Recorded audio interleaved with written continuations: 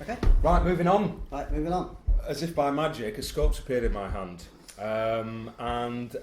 This is. I'm quite jealous actually. That is like quite. It's impressive. That's actually, an impressive knob, isn't it? It Really? is, In fact, those knobs are really impressive. That is a sexy scope actually, just by looking at it. But you're going to bore us with like the technical details, aren't you, for 2.5 hours? I really hope not. No, so do everybody that's watching. The trouble with with scopes is that they can be a bit dry. Try summing this scope up in 30 seconds if you can, because we'll buy one. Yeah. Okay, right. So, okay. Yeah. It's a 30mm tube, which most people want. A lot of people don't know that a lot of these 30mm tubes are a bit of a cheat because they put 25mm lenses inside in a carrier, so they're able to use cheaper proprietary lenses. But these aren't. These are 30mm. So the light gathering on some 30mm is not as good as others. The other thing about them is that most people these days need sort of glasses for reading, and certainly the demographic that we're selling to. So we put a 2 times magnifying lens in the back, so you can actually read the turret numbers. Okay, I was going to say pretend I'm an idiot, but you don't need to really. So what do? You flip that up? Flip it up again, and now look through it, Lloyd, and you can see your numbers in big. 2.5 times magnifying. That really does work. I hope we was maybe get Nigel to do a little close up on that. Nigel, that's quite a neat little feature. That's right, and you can twist it over the side and see your range-finding marks if you've got a range-finding scope. So you've got that on there. But that's a trick, but the lenses, the quality, the illumination, it's a nice scope. So this is something that MTC is doing, trying to get itself into a niche market. All scopes are a little bit niche, but this is even more so. And you've got this gearbox turret. So one of the things in firearm shooting, and some airguns, particularly 2.2s, when you're shooting at long range, is you need an awful lot of clicks to get the longer range stuff. And if you go beyond a rotation, you can get lost. Now some of the turrets have lines underneath so you can gauge how far up and down you've gone, but when you miss when your rotation out, you really miss. You miss by like 5 inches. So it's easy to get lost. So what we've got is a gearbox in there. So this rotates once and this rotates 3 times. So you get 3 times the turns for one rotation of the inner drum. It's and quite a neat idea. You don't get lost.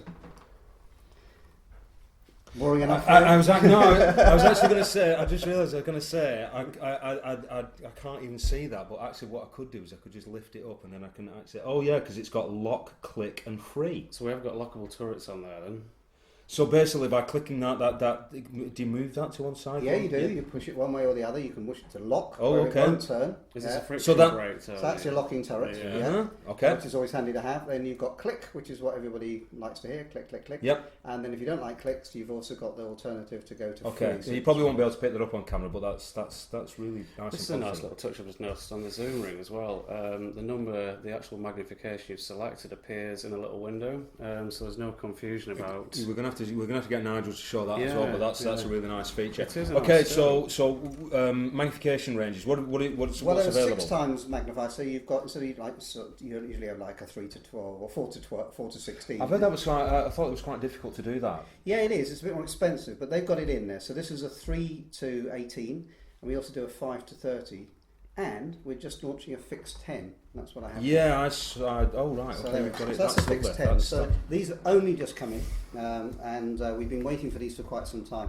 So these are something in air gunning terms. This will be an HFT scope. So you've got a fixed 10 magnification, no zoom ring, so you don't have that extra series of lenses. Yeah, less lenses. So you get slightly better light gathering, but then you've got all the fun of the fair with your same turrets, magnifier. So I'm presuming this range is going to be expanding as well, is it? Or are you just going to stick to the 3, or you've got more coming? Yeah, we're going to zoom in on more products as we come along. Yeah, I just need some tumbleweed. Okay, and let's get some prices. I mean, do you recommended retails on these? That's a 10x44, and that's £349 retail. £349. You've got the 3 to 18, which is the one Tom's got there. Yep. She likes, I think. I like this. Yeah, and it's 377. There's also a Mamba version. I've got one of those here, and that has low profile turrets. Yep. So it's exactly the same scope. So more hunter style. That's right, yeah, and that's 335 in the 3 to 18. And these are in the SCB2 reticles? That's right. The only one reticle choice, and that's the SCB2. Right. And then finally there's a 5 to 30. That's actually the 5 to 30 there. That's the longer one. So you can put that alongside that 18. You can get an idea that the 30 just a little bit bigger. Okay. And we've got a choice of, on the 5 to 30, 398 for the Viper version with the big turrets, and 356. And I presume just available from your local stockists. Your local shop? Is it even Blackpool Air Rifles? Yep. Okay. Yeah, we'll be stocking them as well. To be honest, I haven't done MTC scopes for a little while. I think they went through a period where I wasn't over keen on some of the styling and I think they became a little bit generic. We've moved now into this specialist area with these turrets, so it's a bit of a Marmite scope, isn't it? You either like these big turrets and these lenses, or you don't. And that's fine, because there's a million other scopes if you don't like those features. But I actually, I think I'm going to be stocking these. I really like them. Looking scope, that, isn't it? Yeah. So what I'll do is I'll probably do a bit of a review on them and see whether the optics sort of come up to scratch. Okay. Are these firearms rated as well, Tony? Oh, absolutely, yes. Yeah. They are, yeah. Good. Right, that's good. Right, okay, well, moving on, we managed to get the boring bit over with, didn't we, in pretty short shrift. Now, I've got a bit of a little surprise for everybody, but I think you got surprised the way I can tell you've got that shit-eating grin on your face. So what have you got? Are you going to try and one-up me? I don't know. Right, I'll show you what I've got first. Tom, do you want to pass over the beauty? Yeah. There you go. Now we've been dealing with a guy called Lucas. I can't pronounce his second name, sorry, but everybody calls him Lucas Parsley. And I'm sure everybody knows him as that. Now, we've been dealing with Lucas for quite a while, and Lucas hasn't really been making much stuff for about 6 months, but he is starting again. And we got, I've always liked Stutzens. In fact, actually one of my favourite air rifles. Do you remember the Air Sporter? Yeah, lovely. And actually gorgeous looking gun, but I wasn't over keen on its performance, to be honest with you. It's a bit old, wasn't it? It's a bit old school. And I wanted a Stutzen with a decent action in it. So we got Lucas to make these, and evidently they're quite difficult because of the length of the wood blanks that he needed. So it's been a time-consuming process, but like finally we've got this sorted out, and this is the Virac HW77 custom, a Stutzen custom. It's not finished yet, to be honest with you. We're thinking we're going to have the barrel sleeve. VMAC are going to do some work on it, because obviously well, you know what we're like with VMAC. We love VMAC stuff, and you've been working with Steve for quite a while, haven't you, with VMAC? Yeah. And I think that if you're going to produce something of this calibre, it's got to be VMAC tuned, hasn't it, really? It's the best kit, really. Yeah, I mean, we've been selling the kits for quite a while, and everybody loves the kits, and they just work. They're really good, and they're smooth, and they're long-lasting. Blah blah blah. Everybody knows about VMAC, so I won't go on about it. But this is going to be available. Well, I mean, it's taken us a year so far to get this project sorted out, so I wouldn't expect to see this for another couple of months, if not a little bit longer. But when it does come out, it'll be Stutzen stock, VMAC tuned, probably sleeved barrel, various other accoutrements. But I think that's a modern Stutzen that looks absolutely gorgeous. This is, by the way, based on the 77 carbine action, not the standard length. I know it does look long, and we obviously looked at the standard one, and it was too long. Too long. But that, I think, looks absolutely. Personally, I think that looks absolutely fantastic. It handles nicely as well, doesn't it? You know, in the shoulder, it feels right. Yeah, it feels good. It adds a bit of weight. Nice. Yeah, well, I don't know. You know, they're already fun and heavy, so I don't think you really notice that much difference. No, I think it's probably going to add about half a pound on something like that. I like the way it's got a German style of drop butt, which it's very Bavarian, isn't it? Doesn't fits in with the stuff, rather than going for something like a proper Monte Carlo. Yeah, I think it suits the style better. We are going to add something. We are probably going to pistol grip it as well, aren't we? I think so, yeah. Change the stippling pattern, add probably an ebony grip cap on it and things, and just tweak it up a bit, I would think. Yeah. Very nice. And it's very unusual. You don't see too many of them. In fact, is there anybody else doing them in airgun? I don't think. Was it the Diana? Was it the Diana? Yeah, they are doing Diana it. Stutzen, didn't they? Yeah. Have they stopped doing it now?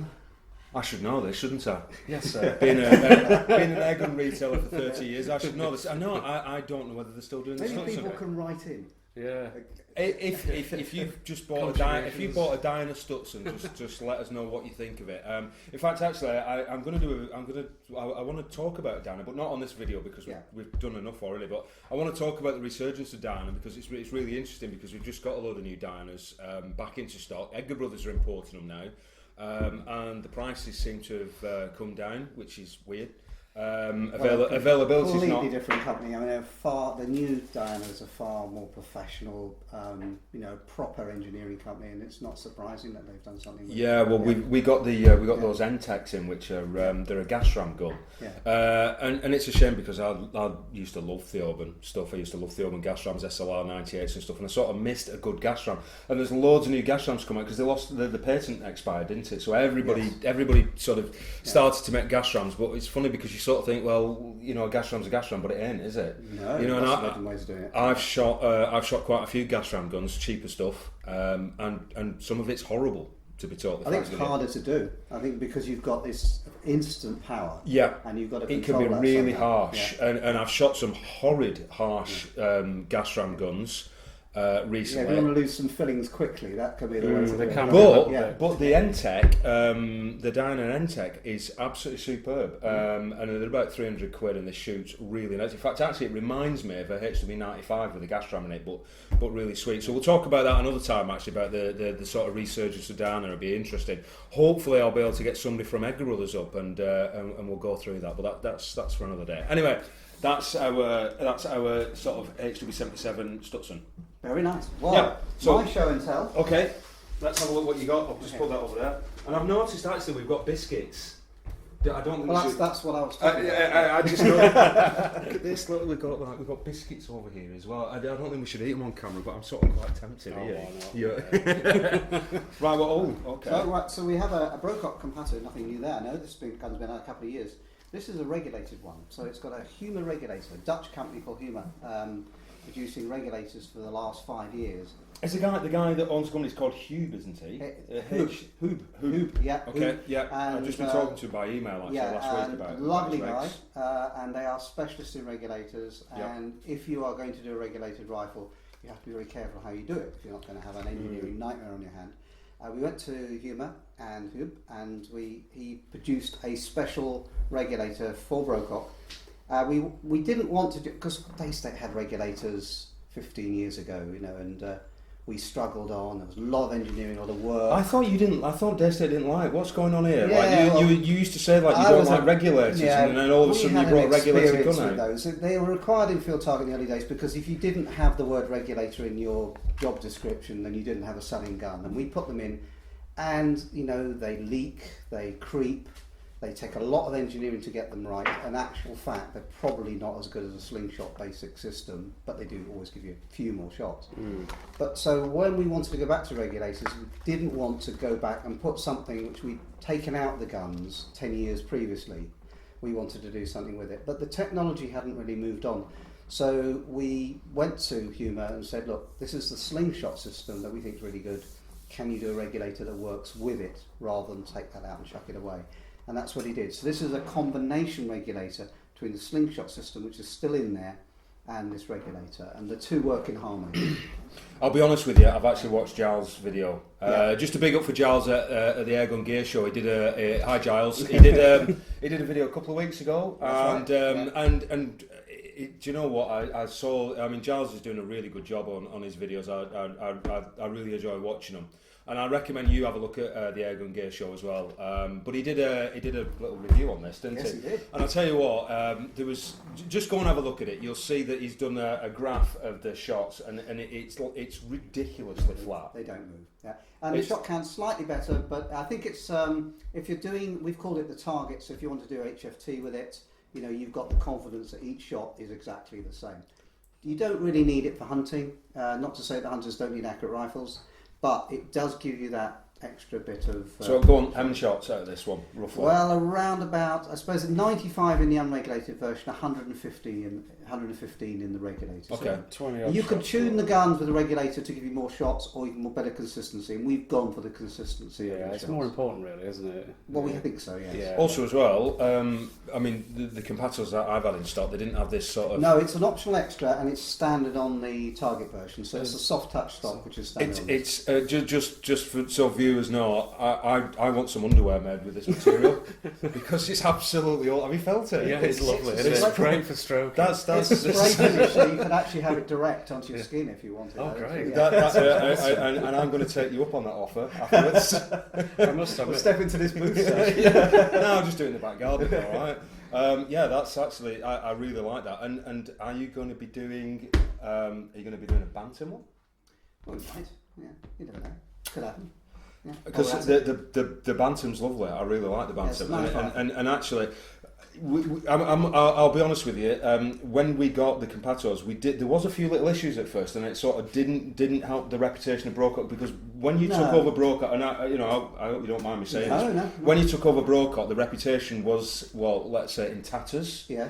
And then when the Compatto first came out, you did have a few little issues with them. Yeah, I think but so. I mean, I've noticed that the problems have been sorted, but it's, unfortunately, it's very difficult because, people who bought your early ones, it's very difficult to get those back as customers again, and it's a shame really, because I must admit I've noticed that recently the Compattos have been absolutely spot on, and the Bantams we haven't had any issues with whatsoever. They've been a fantastic. In fact, actually, it's one of my recommended rifles now at that sort of price range, and it's something that I hope that more people will look at, because.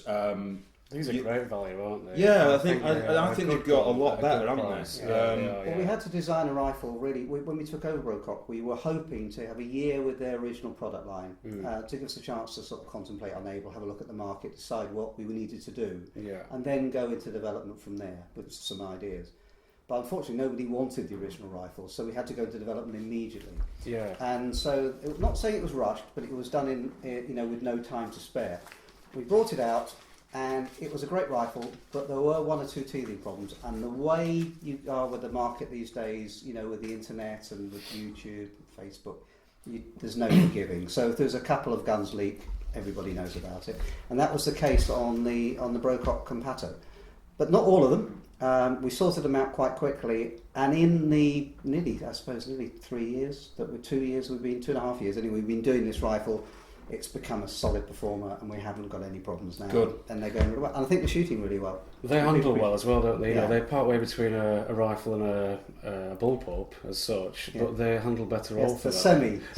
Yeah. Well, we can't use that word, evidently, semis, because it's a bit of an emotive subject. So are you going to be making a self-indexing one? Well, it is. If you just operate that bolt there, it'll self-index. A true self-indexing. you know what I'm saying. There's been. To be honest with you, the last week or two, all the discussion, as you probably know, all the discussion's been about self-indexing rifles. I can't say semi-auto because they're not semi-auto, they're self-indexing. But everybody knows what we're talking about. Yeah, I think it comes down. There's lots of different ways of looking at it. First of all, there's the pure legal angle, which is there's lots of people with opinion on how legal it is, and sometimes there's letters exist that it is and it isn't. The people you speak to who should know. That is people in the Gun Trade Association, people in the legal profession, people in forensic science services, generally say it isn't legal.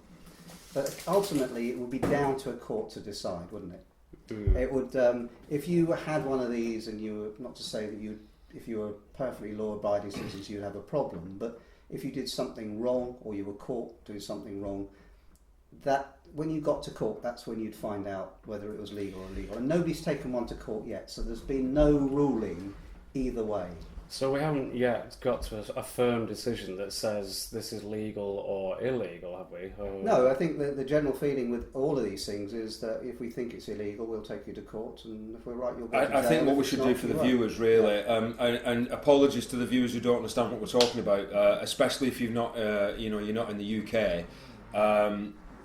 Basically, the Steyr UK had some LP50s, didn't they? Yes. The LP50s are self-indexing. Yeah. Okay, I've got to get the terminology right. Self-indexing. And I think the North Yorkshire Police weren't really particularly keen on the idea, so they've had them tested, and the testing from I've got it written down actually. It's the NABIS, National Ballistics.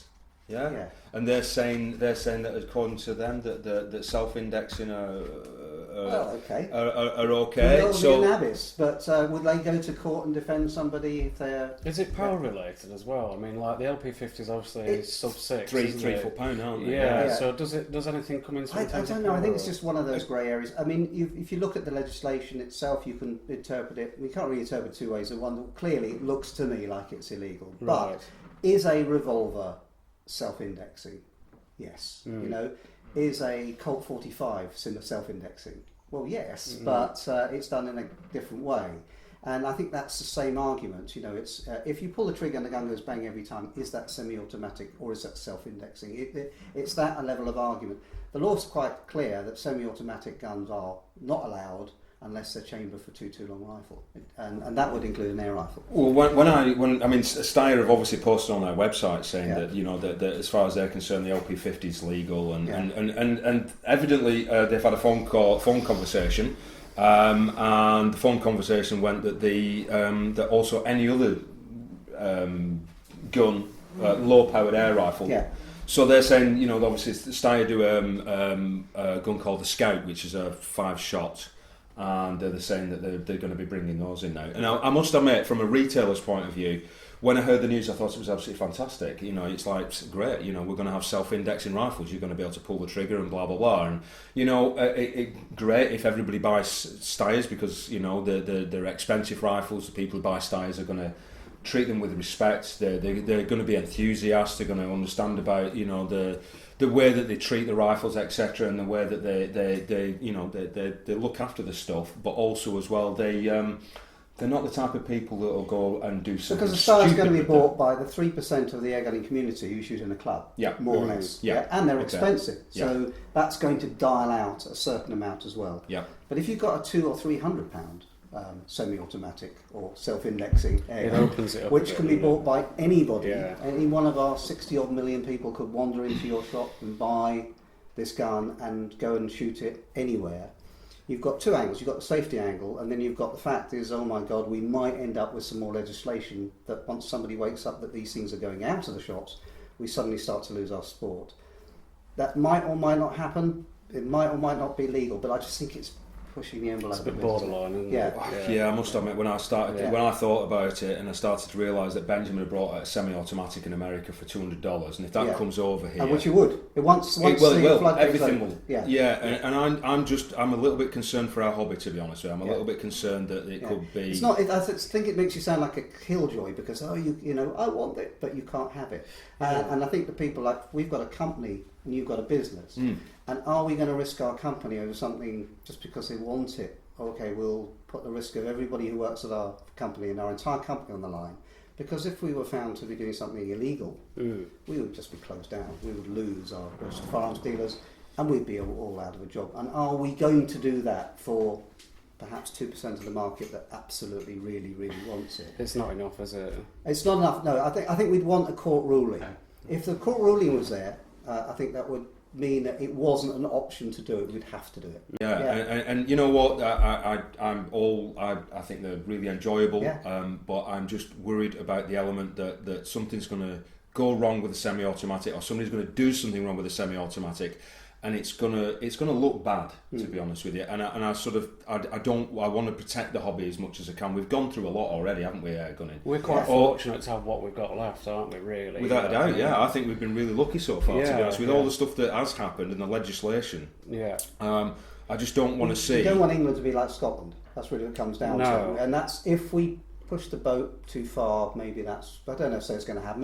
Maybe I'm wrong, but it can inspire something to make a change, or change not necessarily. We only have the 12-foot-pound law because of some bozo on the Hammersmith flyover who went nuts with a Benjamin at 20-foot-pounds. That's what started that. So one person. So one person in I think.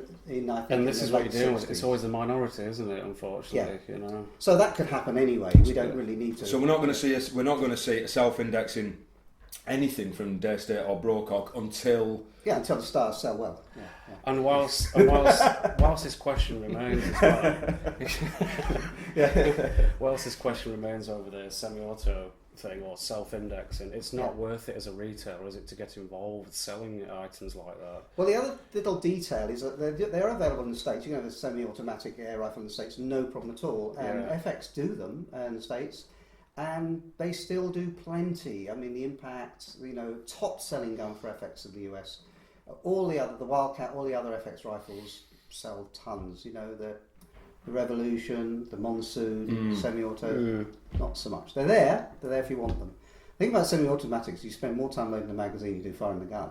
Yeah, it's a constant. Well, fun enough actually, because I've just got that today. We haven't got time to do this because actually we're going to wrap up soon. But we've just got the little Gamma, which that's a semi-automatic, and it's awesome fun. But like it's a double 8-shot magazine, right? And it says fun for like for 8 shots, but then you've got to turn the magazine round, and you do spend a bit of time. So what sort of energy is that? That's really low powered. Well, actually, we've been testing this. We've been shooting this on tin cans and stuff today, and it is absolutely awesome. It's really good fun.